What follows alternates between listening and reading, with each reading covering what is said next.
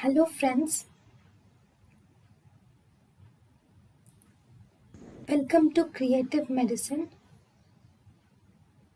In this lecture, we will learn about intoxication. Olfactory hallucinations are seen in